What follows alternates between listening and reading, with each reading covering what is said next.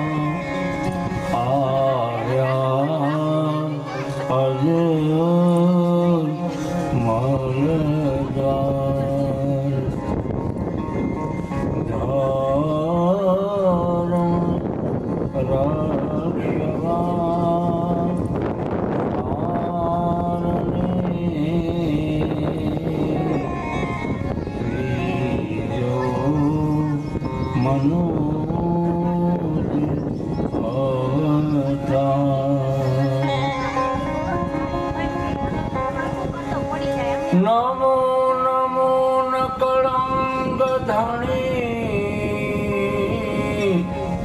પ્રણવો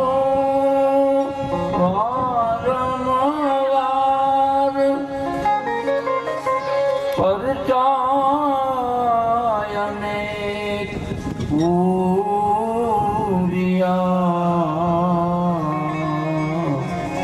જય જય યુગ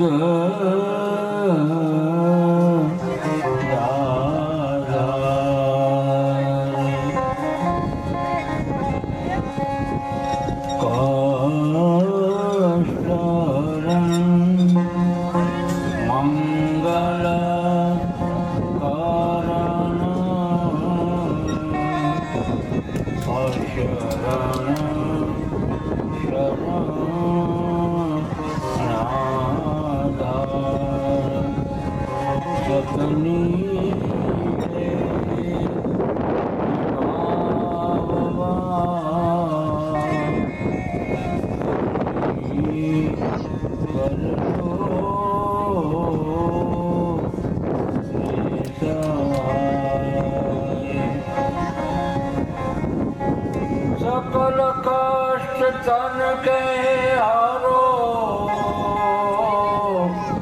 मटो मन संताप त्राहि त्राहि प्रभु काटिए जन्म मरण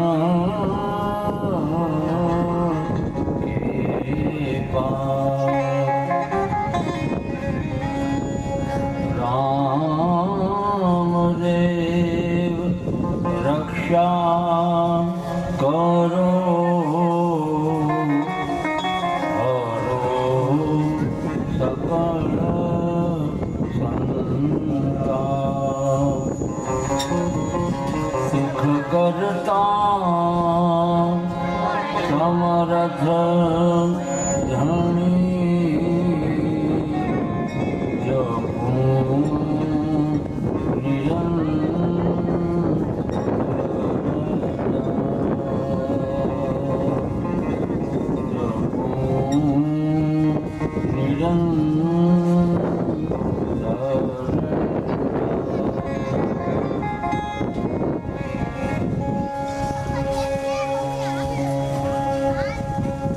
એ રટનાર ટોરે કોઈ રટનાર ટો રામ જય વીરની રટનાર ટો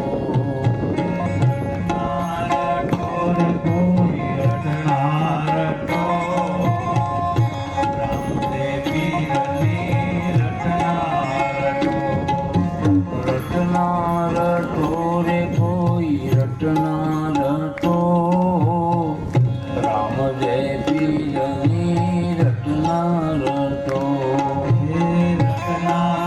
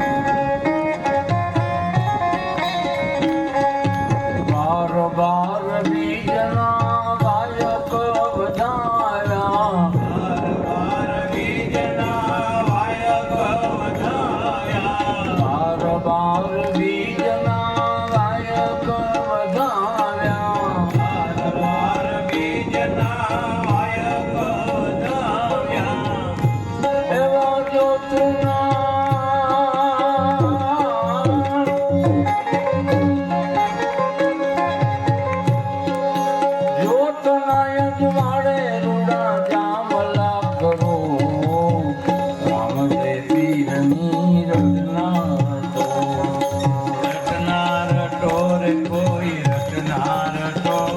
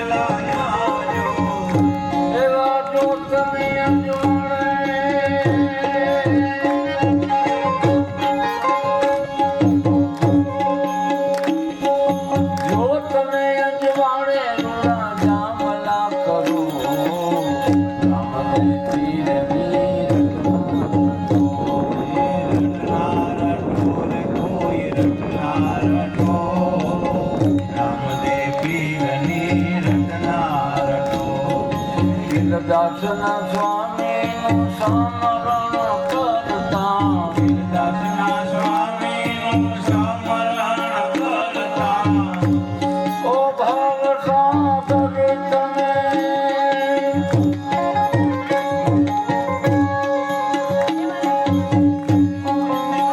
ભવસાગર તમે સજય કરો રામદેવ પીરની રચના રટો રટનાર ટોર કોઈ રટનાર ટો રામદેવ પીરની રટનાર ટો રટનાર ટોરે કોઈ રચના રટો રામદેવ પીરની રચના રટો રટનાર ટોર કોઈ રટનાર ટો રામદેવ પીરની રટના રામદેવજી ભગવાન કી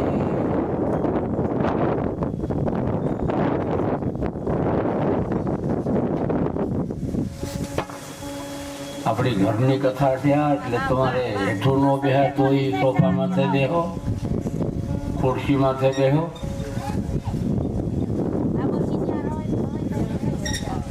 એટલે બેસવાનું હોય ને તો સાંભળવાની મજા આવે છે ઘણો મજા આવે મને બેસવાનું હરખું છે એટલે વાતું જાય નહીં કરી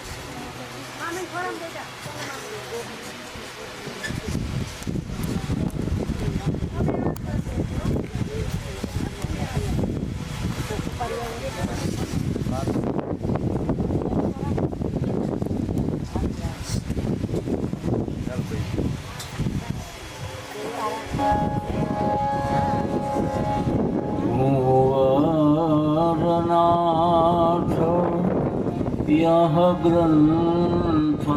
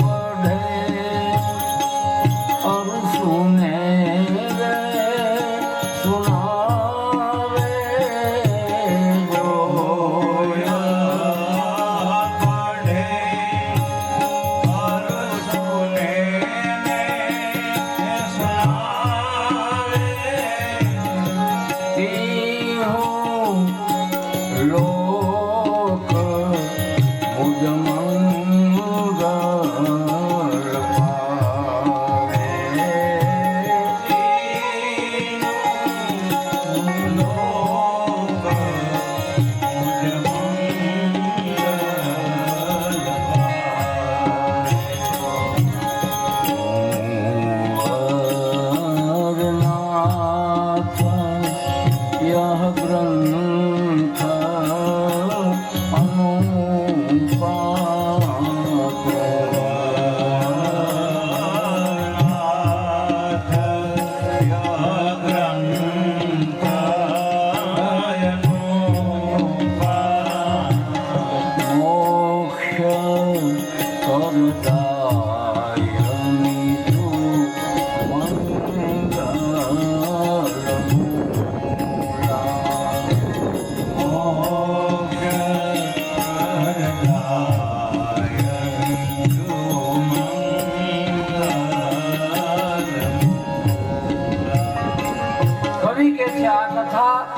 આ ગ્રંથ એનો મહિમા એ છે, નાની મોટી આ જીવ જગત છે.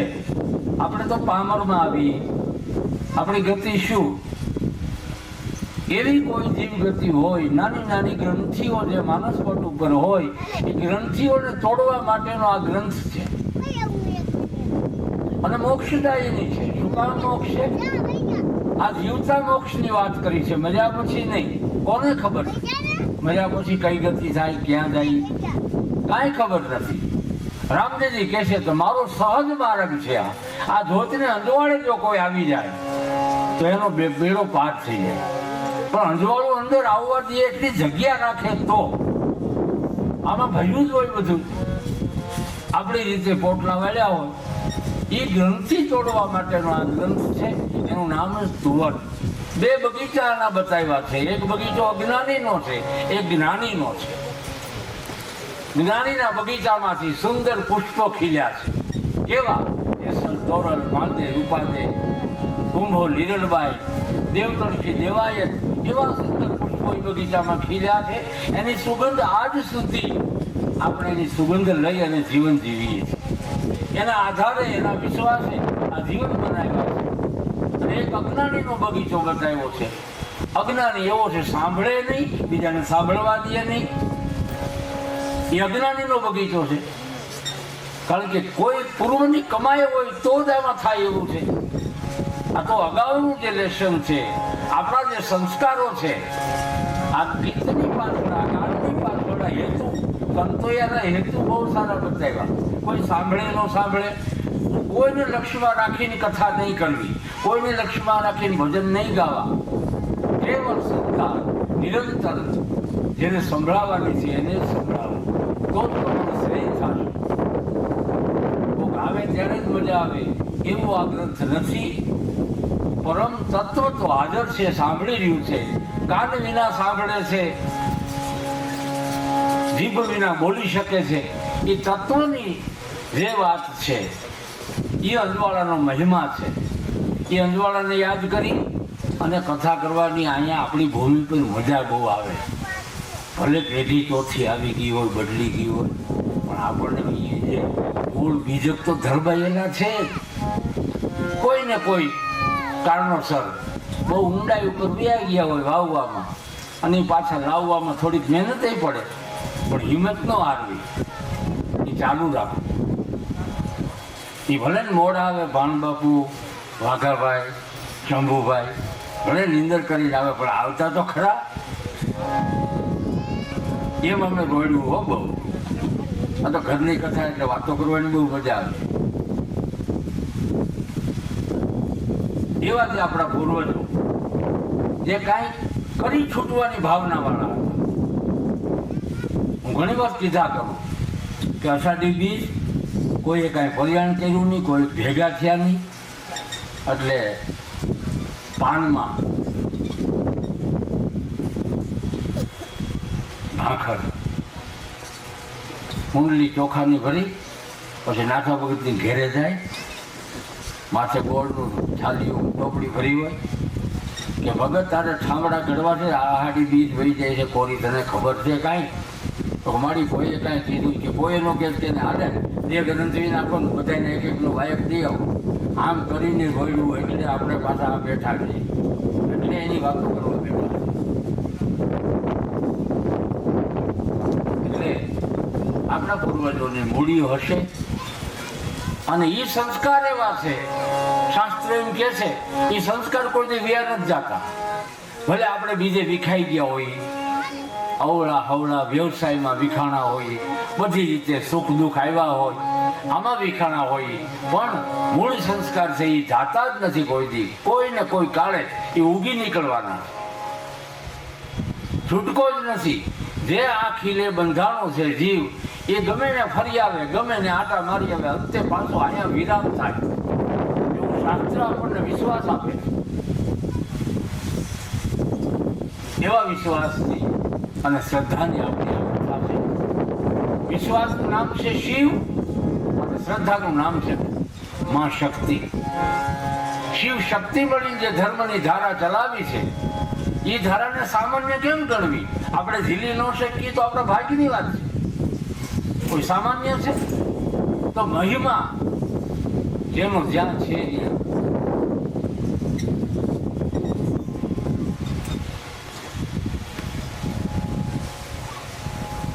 એવા ગઈકાલે આદિકાંડની કથાના પ્રવક્તાએ શરૂઆત કરેલી. આદિકાંડ સુમંગલકારી છે. આકાશ, પૃથ્વી, જળ, વાયુ આ 5 તત્વથી આ બંધારણ જગતની સૃષ્ટિ રચાણી છે. 4 જીવ, ખાણીના જીવ પ્રગટ કર્યા પરમાત્માએ. 4ના એને અન્ન પાણી વ્યવસ્થા બધી પરમાત્માએ કરી. આપણે કાંઈ ન કરી શકીએ, આપણે પાડોશીની ન કરી શકીએ. એ કેટલો દયાળુ છે. એને પંખી બનાવ્યો તો એના ખોરાક બનાવી દીધા. આપણી ઉપર કાંઈ આશા ન રાખે, મને ક્યારે ખાવા દઈએ. એ 4 ખાંડના જીવ પરમાત્માએ પ્રગટ કર્યા છે. કીડીને કણ અને હાથીને મણ આપનારો એ બંધાયેલો છે. હું તને ભૂખ્યો નહીં સુવડાવું. એવા પરમાત્માની આ કથા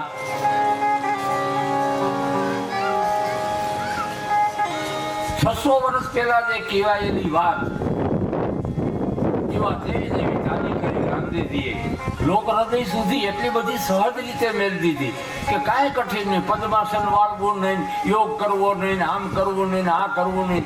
એમાં વખતે ક્યાંક વચ્ચે ક્યાંક ગુજરી જાય તો કેવળ બસ બાપાની ભલામણ 5 પ્રકારની રહી છે. ગંગામાં ભાવ રાખવો, જ્યોતના અંજવાળે જે આપણી આપ વીતી હોય, દુઃખ દુઃખની 2 વાતો હોય તો અંજવાળાને કેવી, એ આપણું કામ કરતે હે. બીજો તો આપણને કદાચ કામ કરતે હે ને તો એનો વજન બહુ પડશે, એનો ભાર આપણને બહુ લાગશે. એવા આદિકાળની શરૂઆતમાં સૃષ્ટિનું સ્થાપન થયું. ભગવાન ભોળાનાથે સત્ય સનાતનનું સ્થાપન કર્યું અને સૃષ્ટિ રચાવી. એવા અવતારની કથામાં ભગવાન રામ જ્યારે આ વાતને પામેલા, અવતાર લીલામાં એમ કહે છે કે તમે મર્મની ગતિની વાત કરો. આ જગત જીવ માટે કલ્યાણ રૂપ માર્ગ કયો છે? તો કે સનાતન માર્ગ છે. સનાતન એટલે શું? કે સનાતન એટલે એ છે કે પેલા હતું, અત્યારે છે અને ભવિષ્યમાં રહેશે, જેનો કોઈ કાળે નાશ નથી થતો. એનું નામ છે સનાતન. તો એ સનાતન બીજક આપણામાં કેવી રીતે છે? તો રામદેવજીને પૂછવું પડે કે આ 12 બીજના ધણી છે આવ્યા, એવા 12 બીજ ક્યાં છે? કારતક મહિનાની બીજ, માગસર મહિનાની, પોહ મહિનાની, એકે મહિનાની નહીં. તો કે તું તારામાં નિહાળી જો, તું ક્યાં બીજમાંથી આવ્યો છો અને હવે તારે ક્યાં બીજમાં જવાનું? આટલો બધો મનખા દેહ સુંદર મળ્યો છે, છતાંય તારે હજી કાગડામાં જવું, તારે કૂતરામાં જવું, તારે ગધેડામાં જવું, આવી અધમ યોનિમાં તારે જન્મ લેવો છે. જો મનખા દેહ મળ્યો હોય તો તું તારું કાંઈક કરી લે ને. બીજા માટે તો બહુ કર્યું, તારા માટે શું? તારા માટે કરવાનો વારો આવશે.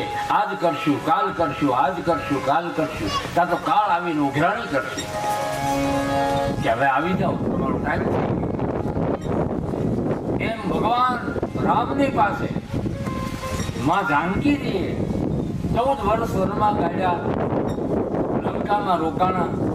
આ બધા સુખ દુઃખની વાતો પૂરી કરી અને પછી માં જાનકીએ છેલ્લી માંગણી કરી છે કે આ દેહ ધારણ કર્યો છે એના મર્મની છેલ્લી વાત શું એ અમને કહી દીધી.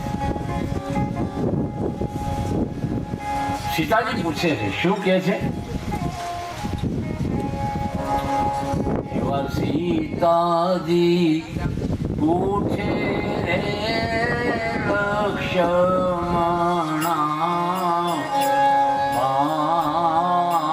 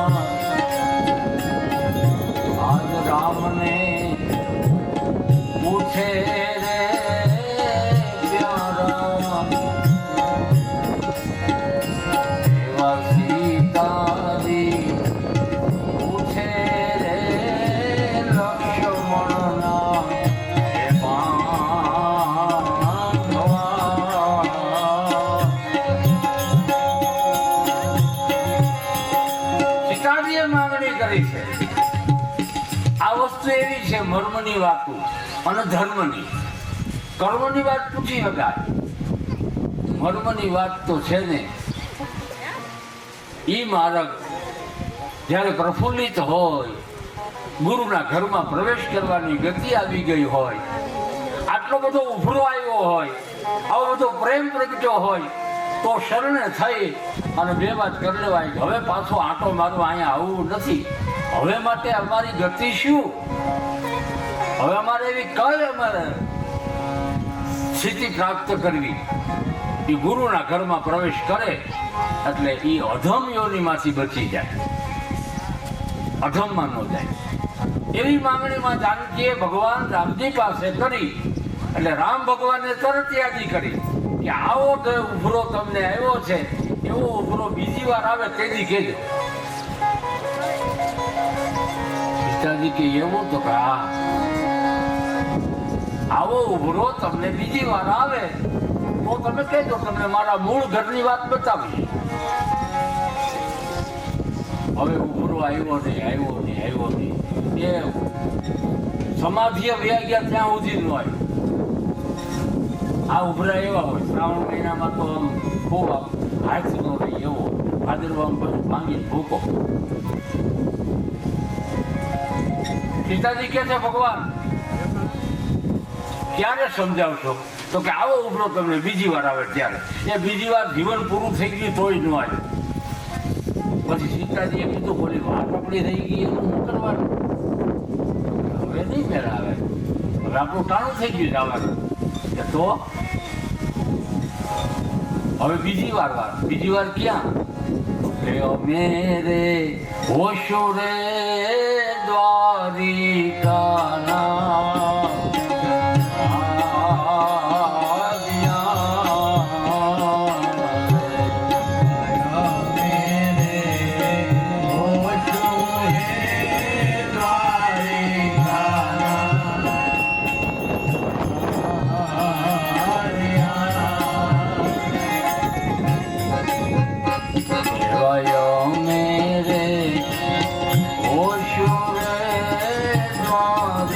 God.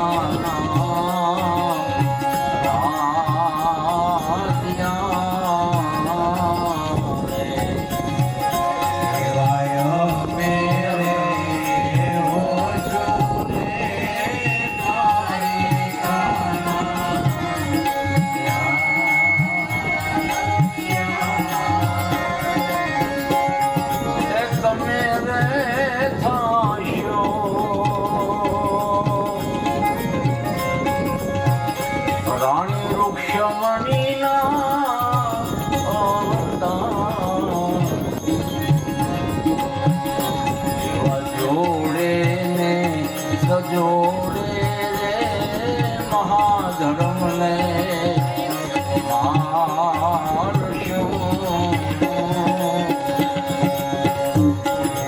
જોડે ને સજોડે રે મહાધર્મને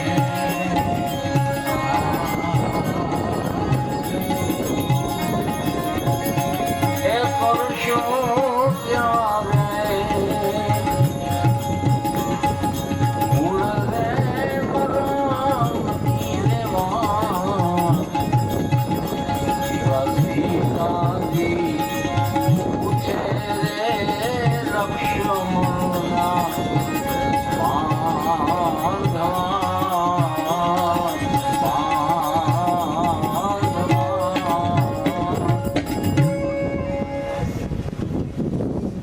હે દેવી, અમે દ્વારિકાના રાજા થાશું, તમે રૂક્ષ્મણીનો અવતાર થાશો ત્યારે આ વાતો કરશું. અને અહીંયા રોટલા ઘડતા ઘડતા તુલસી શ્યામમાં બે માણા વચારે ઝઘડો થયો. બાંધવાની રીત પેલો નંબર ઈ છે, ખાવા ટાણી બાજુ જમવા બેહેન લગાડે એક અને રોટલા ઘડતા કરે. એ ત્યાંથી આયલું આવે છે, નવીન નથી. એ તુલસી શ્યામ હાથમાં પીંડો રહી ગયો રૂક્ષ્મણીને અને નીકળ્યા છે. આ જીરોડા વાય આયલા છે, કારણ કે મેંગડા સોરસોરમાં મધવર્તી નદીમાં એકાદો ફેરો કર્યો, સાવ રૂપી આવી ગઈ. એનો સામનો કરવો પડે ને ભાગ્યા ત્યાંથી ભગવાન માધુપુર ગયા. માધુપુર હમણાં જે મેળો ભરાણો ને એમાં લગ્ન થાય રૂક્ષ્મણીજીના. એવો ઉભરો આવ્યો, પૂછ્યું કે ભગવાન ઓલી વાતનો હું આપણે મરમની વાત કરતા હતા એમ તો કયો તમે. તો કે આ ઉભરો આવ્યો બીજી વાર આવેથી થાય. એ આખી લીલા પૂરી દ્વારિકાના રાજા ત્યાં કેટલી કૃષ્ણ ભગવાને લીલાઓ કરી, પણ મૂળ વાત જે લાવવાની હતી આવી જ નહીં.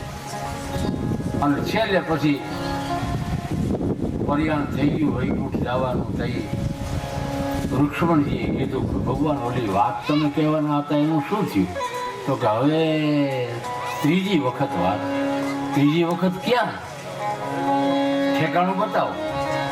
એવા અમે રે ઓશો રે નિરાણું જાના એ રાજ્યા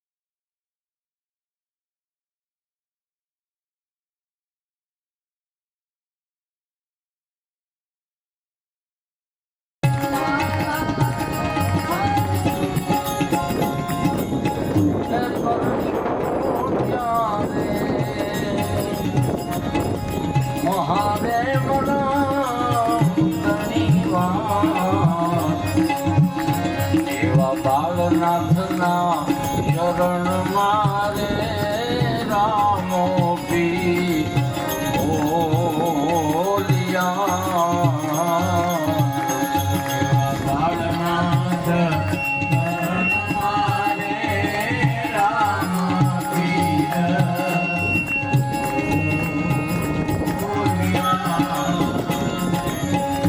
બોલિયા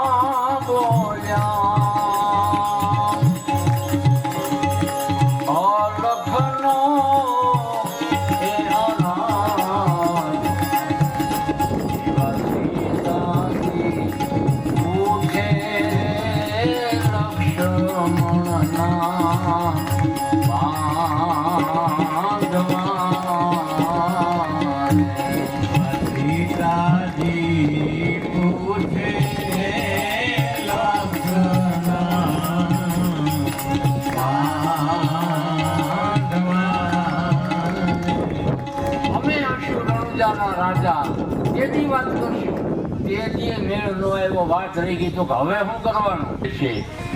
એવા જાનૈયા સોઢાડશું.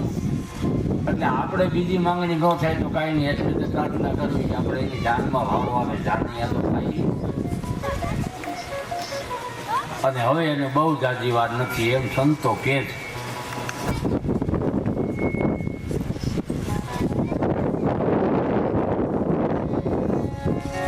એવા મહાધર્મની પરંપરાની વાત ચારે ચાર યુગમાં એમણે હાલી આવે. સનાતનની વાત કોણે કોણે ઝીલી, કેવી રીતે ઝીલાણી, કેવી રીતે નિભાવી, એ સંસ્કારની જે વાત આપણા લોક હૃદય સુધી પહોંચાડવા સંતોએ મહેનત કરી. એવા ભગવાન સદાશિવના ભગવાને પૂછ્યું કે હવે અવતાર લીલા કેવી, કયા પ્રકારની? તો કે માનું આવરણ નથી, માને પેટે જન્મ નથી. હવે પ્રાગટ્ય લીલા છે, સ્વ ઈચ્છાએ, પોતાની ઈચ્છાએ ભગવાન પ્રગટ થવાના છે. પોતાની ઈચ્છાએ, હા, એની ઈચ્છાએ, નિજી ઈચ્છા વડે પ્રગટ થવાના છે. આવો મહિમા સદાશિવમાં ભવાનીને ગિરી તળેટી હિમાલયની ગોદમાં બેસીને વાત કરે છે. આ બાજુ એમ કહેવાય છે, ઇતિહાસ એમ કહે છે કે પાંડવોની પેઢીમાં રાજવંશ અને છેલ્લા રાજા પરીક્ષિત આવ્યા. પરીક્ષિત પછી 71મી પેઢી તુંગ નામના એક પ્રતાપી દિલ્હીની ગાદી ઉપર આવ્યા. દિલ દઈ અને સુંદર મજાનું શહેર વસાયું, એનું નામ દિલ્હી રાખવામાં આવ્યું. રાજસત્તા તુંગ રાજાની, એના તુંગ રાજા પછીની પેઢી આખી તોમર વંશ તરીકે જાહેર થઈ. અને છેલ્લા આપણા હિન્દુ રાજા તોમર, અને પછી છેલ્લે તુંરા. તુંરામાં છેલ્લી પેઢી અનંગપાલજીની. એમ કહેવાય છે કે દિલ્હીના રાજા, હિન્દુ રાજા અનંગપાલજી પાંડવની પેઢીના ચંદ્રવંશના રાજા અનંગપાલજીને પૂર્વના કોઈ ક્ષતિને કારણે 2 દીકરીઓ વારસામાં મળી. એની ઘરે 2 દીકરીનો જન્મ થાય છે. પુત્ર રત્નની ખામી, દીકરો નથી મહારાજને. એ દીકરી ઉંમરલાયક થવાથી એક દીકરીનો સંબંધ કનોજના મહારાજા ચૌહાણ પરિવારમાં કરવામાં આવી. એકના લગ્ન અજમેર શરીફ, અજમેરની ગાદી, રાજગાદી કે ચૌહાણની ગાદી કહેવાય છે, ત્યાં એક દીકરીને આપ્યા છે. 2 દીકરી વિવાહિત કરી, ઘરે બારે કરી છે. અને ભાગમાં હતું એટલે અજમેરના રાજાને ઘેરે જે દીકરી આપી હતી, દીકરીને ભૂખે એક દીકરાનો જન્મ થયો છે. એનું નામ છે પૃથ્વીરાજ ચૌહાણ.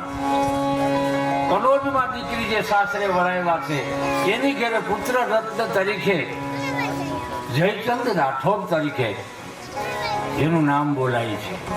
આ 2 સગા માસીયાઈ ભાઈઓ અને દિલ્હીમાં મોટા થયા છે. નાના બાપાને ઘેરે યોગ્ય ઉંમરના થયા પછી અનંતપાલજીએ વિચાર કર્યો કે મારે તો દીકરો નથી, મારી દીકરીના દીકરા છે. આ 2 દીકરામાંથી એકને રાજનું તિલક કરવું જરૂરી છે એવું માની અને મહારાજ અનંતપાલજીએ પૃથ્વીરાજ ચૌહાણને રાજ તિલક આપ્યું. રાજ તિલક આપ્યું એ જ ઘડીએ દિલ્હીમાં ખળભળાટ મચી ગયો.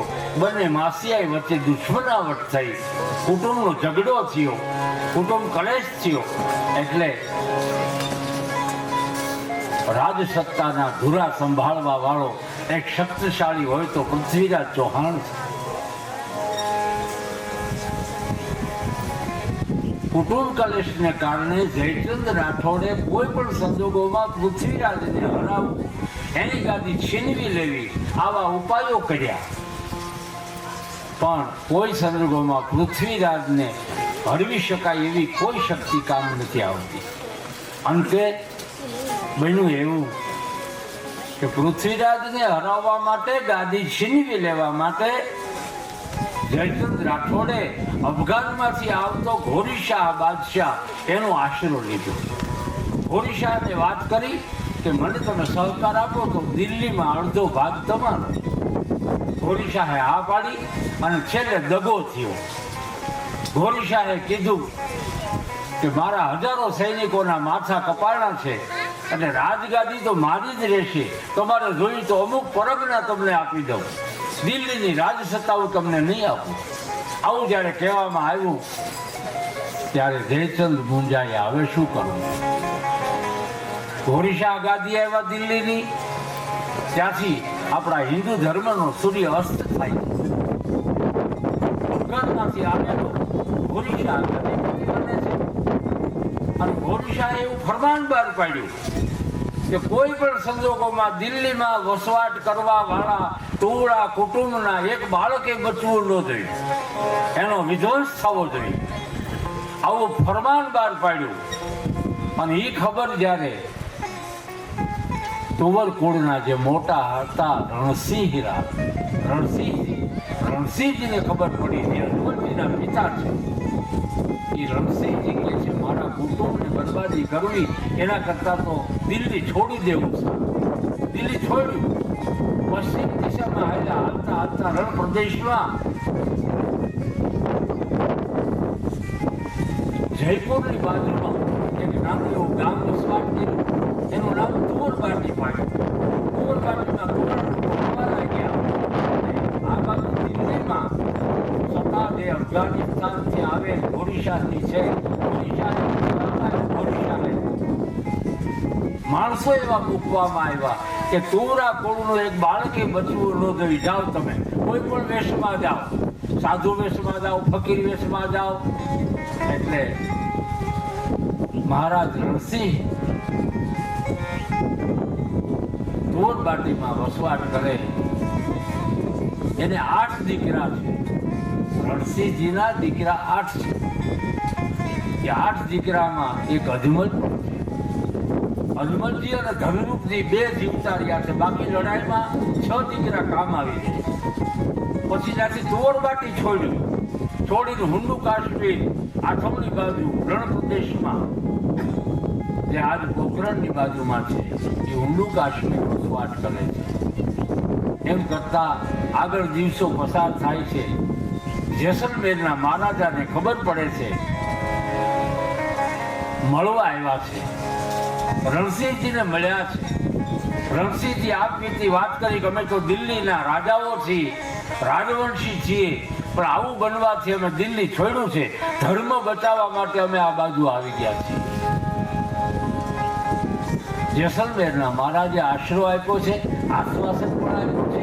અને અંતે પોખરણનો કિલ્લો આપવામાં આવ્યો છે. એટલું જ નહીં, પણ એકની એક દીકરી છે જેનું નામ મિણલદે છે. મિણલદેને મહારાજ અજમલની સાથે સગાઈ કરી. રણસિંહજી બહુ રાજી થયા છે. લગ્ન ગ્રંથિથી જોડાયા. હવે મિનળમાં પ્યોર કૃષ્ણ ઉપાસના વાળા, પ્યોર પુષ્ટિ માર્ગી, અને મહારાજ અજમલજી પ્યોર શૈવપંથી, શિવને માનવા વાળા. લગ્ન ગ્રંથિથી જોડાય જ્યારે મિનળદે આવ્યા છે પોકરણગઢ, ત્યારે 15 દિવસના અપવાસ થયા છે એવું કહેવામાં આવ્યું. એને નિયમ હતો મા મિણલદેને કે કોઈને જમાડ્યા વિના, અતિથિને જમાડ્યા વિના કોઈ દી રોટલો ભાંગવો નહીં. હવે અહીંયા તો પ્રબંધ કર્યો છે મહારાજ અજમલજીના રાજમાં. જેટલા પરગણામાં બોર્ડર ઉપર રાજની માણસોને મૂકવામાં આવ્યા છે કે આપણા રાજ્યમાં કોઈ ભિખારી તરીકે કોઈ સાધુને ઘરવા ન દે, કોઈ ફકીરોને આવવા ન દે. આવા બંદોબસ્ત કર્યા છે. શું કામે કે તુવરા કુળ ઉપર ખતરો છે, નહીં કોઈ બાદશાહના માણસો હોય તો. એવી શંકાએ સ્થાન લીધું. એટલે મહારાજ અજમલજીએ પ્રબંધ કર્યો છે મારા પરગણામાં કોઈ ભાગવા વાળા આવવા ન જોઈએ. હવે મીણાદેને કોઈ સાધુ ભિક્ષુને જમાડ્યા વિના રોટલો ખાતા નથી. 15 દિવસના અપવાસ થયા અને દાસીને ખબર પડી. દાસીએ મહારાજ અજમલજીને કહે છે, મહારાજ અમારા માં ઉપવાસ કરે છે. કેમ? વ્રત કરે તો કે નહીં, એને કોઈ સાધુ જમાડ્યા પછી જ જમવું, આવું નિયમ છે. અને આપણા રાજ્યમાં સાધુ ક્યાંય દેખાતા નથી. તો કે મેં બંદોબસ્ત કર્યો છે, સાધુ કોઈ મળશે નહીં. તો હવે શું કરવું? રાજમેલે આવ્યા મહારાજા જમલજી મીણાદેને કહે છે તમારે આવું કાંઈ નિયમ છે? તો કે હા, હું કોઈ અતિથિ સાધુ બ્રાહ્મણને જમાડ્યા વિના કોઈ દી જમતી નથી, મારા નિયમ છે. અને આપણે ગામડાઓમાં પેલા નિયમ હતા ને, અમે એ રોટલા ખાઈ ખાઈને જ મોટા થયા. કેટલા રામ રોટી આવે, થાકી જાવ, કેટલા રામ રોટી આવે. એટલે તો અમારે બહુ સારું. ગમે એવો સાવ કરું કે 7 જાતના શાક કરે, અમારે 7 ઘરેથી 7 જાતના શાક આવે જમાવટો. ગમે એવો સાવ કરું તો 2 શાક કરાવે, 3 કરાવે. અમારે તો 7-8 ઘરના એવા શાક આવે. અમુક તો આપણા ડોલા એવા હતા કે હું લોટ માગવા જાઉં ને તો જરા બિહાડે, જમી લે, 2 રોટલી ખાઈ લે. તો એ કાળિયાભાઈ કહેતા, હવે વળી બાપુ શું થયા? કાળિયાભાઈ ખાવા બી માખણ દે, રોટલીઓ દે. રામ રોટી આપ્યા વિના મામીના જે જમતા નથી. અજમલજી રાજા સાધુ ગોતવા નીકળ્યા, પણ જે સાધુ નજરે પડે એની પાછળ ઘોડો દોડાવે, સાધુ ભાગે કે આપણને જેલમાં પૂરી દે. એમાં એક સાધુ આવ્યા અને એ મેળા એ ભાગ્યા નહીં. અજમલજી સાધુને પ્રણામ કર્યા, મારા રાજમાં પધારો બાપજી. તો કેમ? કે મારે સાધુ જમાડવાનું નિયમ છે, મારું નિયમ 15 દિવસ થયા હું આવે છે, તમે મારા ઘેરે પધારો, હું પોખરણનો રાજા છું. અજમલજી સાધુને ઘરે લેવા હરિહર કરાવ્યું. મીણાદે બહુ રાજી થયા કે ભલે 15 દિવસ ઉપવાસ થયા પણ અંતે સાધુ મળ્યા તો ખરા. જમાડ્યા ભાવથી જમાડી, કોઈ પણ સાધુને અતિથિને જમાડ્યા પછી યથાશક્તિ દાન દક્ષિણા દેવી એવો નિયમ છે. એટલે માં મીણાદેવી આ સાધુ મહાત્માને જમાડી અને સોના મોરો ને કાંઈક એવું જે પૈસા થતા એ આપ્યા. એટલે સાધુએ હાથ પાછો ખેંચી લીધો કે નહીં, હું દક્ષિણા નહીં લઉં. તો કેમ? અજમલ, તું મને ઓળખતો નથી. હે બાપ? હા, હું સાધુ ભલે થઈ ગયો, ભલે મેં બાનું પહેર્યું, પણ અજમલ હું તારો દાદો થાઉં છું. અરે પણ હોય નહીં કે હા, દિલ્હી છોડ્યા પછી હું તો સાધુની જમાતમાં ભળી ગયો, ભજન કરીને હવે આ મનખા દેહ પાર કરી દેવો છે એવા હેતુથી. પણ મને ખબર પડી કે પોખરણગઢનો કિલ્લો મારા અજમલજી વસાયો છે. હાલ જરાક તપાસ તો કરું, નોકરી તો કરું કે પતિ પત્ની કેવા સદોડે રહે છે, કેવી સંસ્કૃતિ છે, જરાક જોયા સંસ્કાર તો જોવા જોઈએ. એટલે હું સંસ્કાર જોવા તારે આંગણે આવ્યો. તારી ઘરવાળી સામાન્ય નથી, તું કાંઈ સામાન્ય નથી. જો આ સંસ્કાર તમારા આમનામ રહેશે તો એક દી અજમલ હું આવ્યો ને એમ અવતાર તારી ઘેરે આવશે. જ આ મારા આશીર્વાદ છે, આ રોટલો ખાધા પછીના આશીર્વાદ.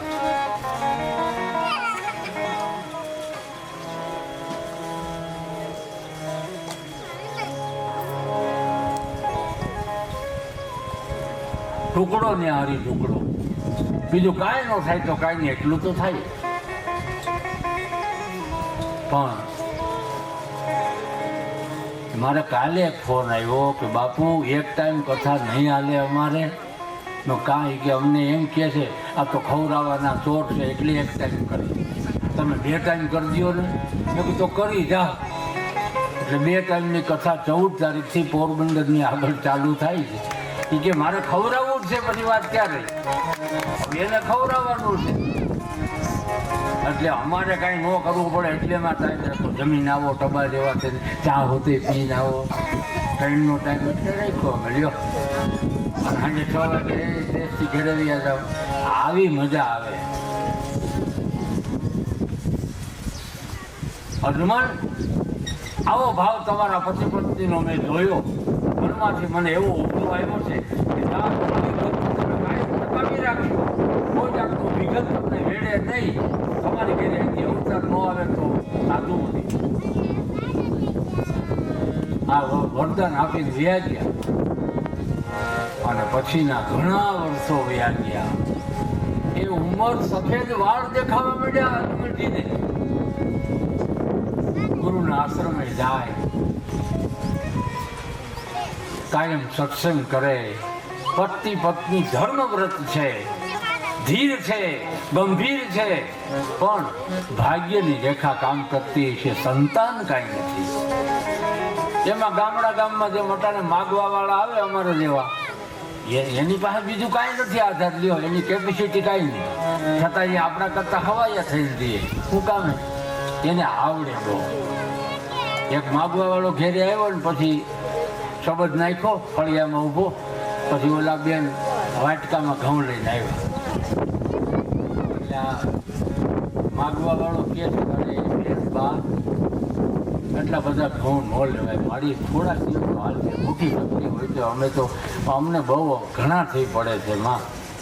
આ તો તમારું કપાળ એમ કહે છે માં, બેન તમારું કપાળ એમ કહે છે કે તમે ખૂબ કુટુંબ માટે ખૂબ મહેનત કરી છે, પણ તમારી કદર તમારા કુટુંબે નથી કરી. એટલું કીધું તા તો બેન ઢગલો થઈ ગયા કે હા સાચી વાત છે, કેટલા વર્ષ થયા હું તોડાવું છું પણ મારી કિંમત ઘરમાં કાંઈ નથી. ઉભા રહ્યો બાપા ચા કરું. એ ચા કરી, ચા પીધો ને પછી રિયાઈ ગયા. આ એને કળા છે એની માગવાની.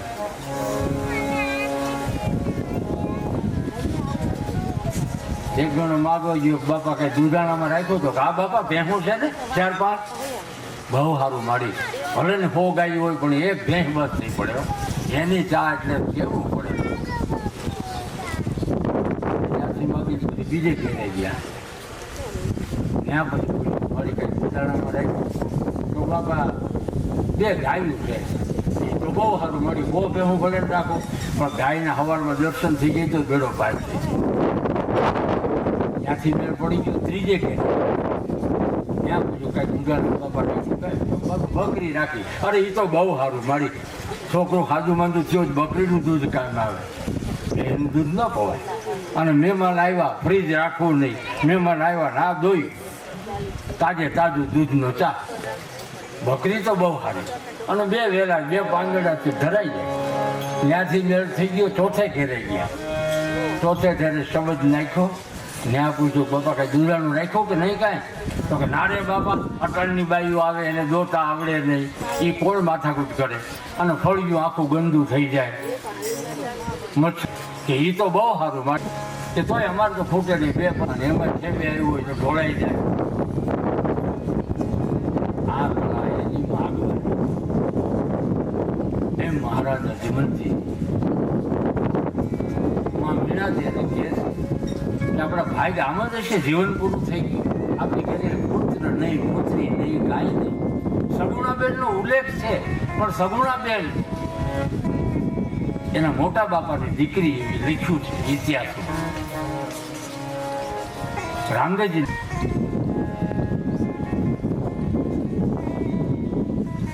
જોડાવા વાળો આવ્યો. હે ગોર બાપા, મીણા દેખીએ છે, તમને કઈ ખબર પડે?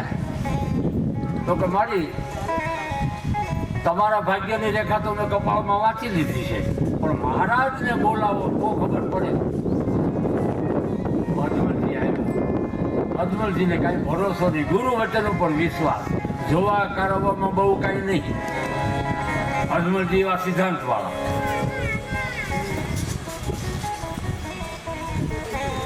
એટલે અજમલજી આવ્યા પછી જ્યોતિષી એમ કીધું કે બાપા તમને કાંઈ ડોળ નથી કરવો, મારે સીધી રીતે કહેવું છે. તમારી આમ હાથ આમ કરો ને તમે તો હું વર્તી જાઉં.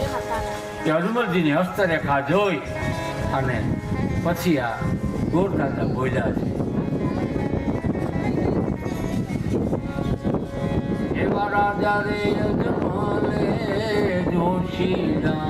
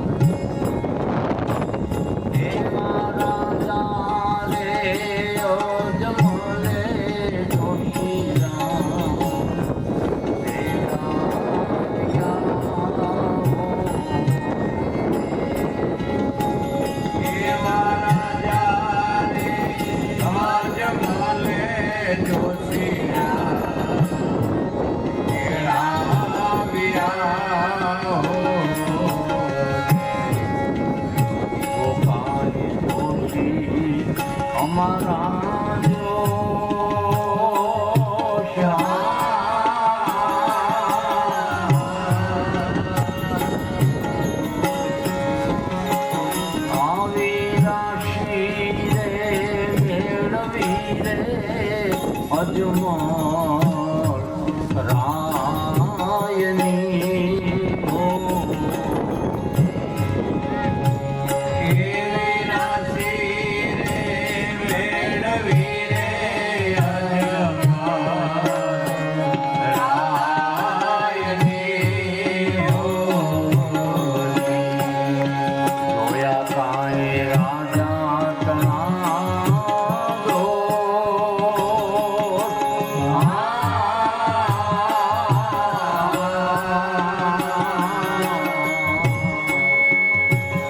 ગોરબાપાએ રાશિ જોઈ, હસ્તરેખા જોઈ, મહારાજ અજમલજી દુઃખ લગાડશો નહીં, અમે તો જે જોવામાં આવે એ કહીએ. તો કયો બાબા તમે સાધુ સંતોને બહુ દુઃખ જોયા છે? તો કે હા એ વાત સાચી તમારી. આવા દોષને કારણે તમારી ઘરે પુત્ર રત્નની જે ક્ષતિ છે આ બધો દોષોમાંથી મુક્ત થઈ જાઓ એવું કંઈક કરો. તો કે શું કરીએ? આપણા ગુરુના વચન ઉપર તમે વિશ્વાસ રાખો. વાડીદાસ બાપાના વચન ઉપર વિશ્વાસ નક્કી થયો છે. વાડીદાસ બાપા કે રામના વખતમાં મહારાજ દશરથજીએ પુત્ર કામેષ્ટિ નામનો યજ્ઞ કર્યો હતો. એવો યજ્ઞ યજ્ઞ તમારે આંગણે કરો અને યજ્ઞનું ફળ તમને મળશે. જાઓ, મારું વચન છે. એ પુત્ર કામેષ્ટિ યજ્ઞ શરૂ કર્યો. પોકરણમાં આનંદ છે. વિદ્વાન બ્રાહ્મણો આવ્યા, ઇદમ સ્વાહા ઉદમ સ્વાહા એવા યજ્ઞનો આરંભ કર્યો છે. માં મીણાદે યજ્ઞની આહુતિ આપે છે. યજ્ઞ સંપન્ન થયો છે. હરિહર કરાવ્યા. 7 પ્રકારના ભોજનની વ્યવસ્થા યજ્ઞમાં કરી. આના 7 પુણ્ય છે. આ યજ્ઞ છે, કથા યજ્ઞ છે, હવન યજ્ઞ છે. આ યજ્ઞમાં 7 પ્રકારના ભોજન કરાવવાના પુણ્ય છે. પહેલું પુણ્ય છે સંત ભોજન, ગુરુ ભોજન. બીજું ભોજન છે બ્રહ્મ ભોજન. ત્રીજું ભોજન છે અતિથિ ભોજન. ચોથું ભોજન છે શ્વાન ભોજન, કૂતરાને રોટલો. પછી ગૌગ્રાસ, ગાયોને ભોજન કરાવવાનું. આ 7 પ્રકારના બેનું દીકરીઓના ભોજનની વ્યવસ્થા પણ લખી. 7 પ્રકારે ભોજન વ્યવસ્થા યજ્ઞ મંડપમાં કરવામાં આવે એના પુણ્ય બધા. યજ્ઞ સંપૂર્ણ થયું. માં વીણાદે મારા અજમલજી મારા વાલીનાથને આસન પર બેસાડ્યા છે. ત્યાં પ્રણામ કર્યા છે. બાપજી આપણી કૃપાથી યજ્ઞ પૂર્ણ થયો છે શાંતિથી, બધું આનંદથી. અને પછી બાલીનાથ બાબા કહે છે, અજમલ તમારો યજ્ઞ સંપૂર્ણ થયો છે, એનું ફળ હું તમને આપું છું. હા બાપજી કયો શું?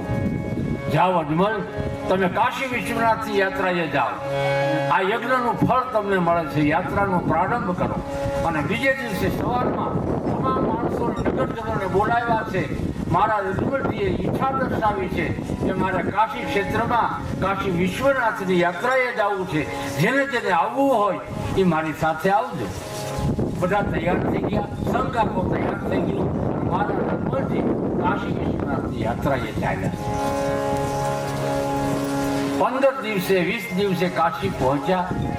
કાશી ક્ષેત્રમાં જઈ ગંગાજીમાં સ્નાન કર્યું આખા સંઘે. અને પછી અજમલજીએ જ્યારે ભગવાન ભોળાનાથના મંદિરના પરિસરમાં પગ દીધો ત્યારથી નક્કી કર્યું કે હવે અન્ન પાણીની મારે આંખડી. સંઘવાળા મૂંઝાઈ ગયા. બાપજી, આ શરીર છે, શરીરનો ધર્મ બજાવવા માટે તમારે થોડોક ફલાહાર કરવું જોઈએ, થોડુંક જમવું જોઈએ. તો કે નહીં, હું અન્ન પાણી નહીં લઉં. આવી આંખડી લીધી મહારાજ અજમલજીએ. અને સંઘ મૂંઝાયો, હવે શું કરવું? મહારાજનું શરીર કેમ ટકે? હવે પોખરણમાં જવાબ શું આપશું? બધા ચિંતાતુર છે. ભોળાનાથના સાનિધ્યમાં કાયમને માટે સબળ સાધના શરૂ કર્યા છે. મહારાજ અજમલજીએ 1 દી, 2 દી, 3 દી, 4 દી, 5 દી, 7મે દિવસે એનું પ્રમાણ મળ્યું છે. અજમલજીને સ્વપ્નમાં દીદાર થયા છે ભોળાનાથ. હે અજમલ, પંડ પાડવું નથી મળતું. કાયા કદાચ પાડી નાખો તો એવું ન મળી શકે. સાચો ભાવ હોય તો હું તમને મળું છું. અજમલ, હું તમારા ભાવ છું. તમારી માંગણી છે એ પણ મને ખબર છે. ભોળાનાથે સ્વપ્નમાં દીદાર કર્યા, વાતો કરી. અજમલજી કહે છે, હું જે કારણથી આવ્યો એ કારણ માટે જ તમારા મારી માંગણી છે. પુત્ર રત્નની ખામી છે. હે ભોળાનાથ, તમે તો દેવ છો, દયાળુ છો, તમારી દાતારાની શું વાત કરી? ત્યારે ભોળાનાથ બોલ્યા, અજમલ તમે અહીંયા આવ્યા છો વ્યાજબી છે, પણ હું તમને અહીંથી દ્વારિકા મોકલું. તમે જાઓ, દ્વારિકા જાઓ અજમલ. અરે ભગવાન, અહીંયા માંડ માંડ આવ્યા, હવે અહીંથી ધક્કો મારી તમે દ્વારકા મોકલો? અમારી સ્થિતિનો વિચાર કરો. દ્વારિકા વાળો તમારી રાહ જુએ.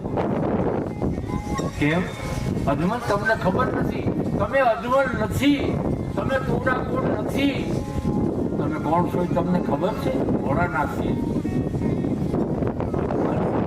તમે પૂર્વના નંદ છો અને તમારી ઘેરેથી મીણા જે નામ ધરીને જન્મ થયો છે, જે અવતાર લીલા છે, એ માં યશોદા છે. 54 વર્ષની લીલા કરવા માટે કાળીઓ ઠાકર તમારી રાહ જોવે છે. અજમલ મુંજાયા, એ કેવી રીતે બને? ગોકુળમાં તમે જ્યારે લીલા થઈ કૃષ્ણ ભગવાનની, ત્યારે મથુરાથી રથ લઈને અક્રૂરથી ખેડવા આવ્યા હતા. ત્યારે ગોપીઓ આડી સુલગીથી રથના પૈડા આડી તમને જવા નહોતી દેતી. કૃષ્ણને કનૈયો અમારો છે, નહીં જવા દો, નહીં જવા દો, અને રોગ કકડાટ કર્યો હતો. ત્યારે માં યશોદા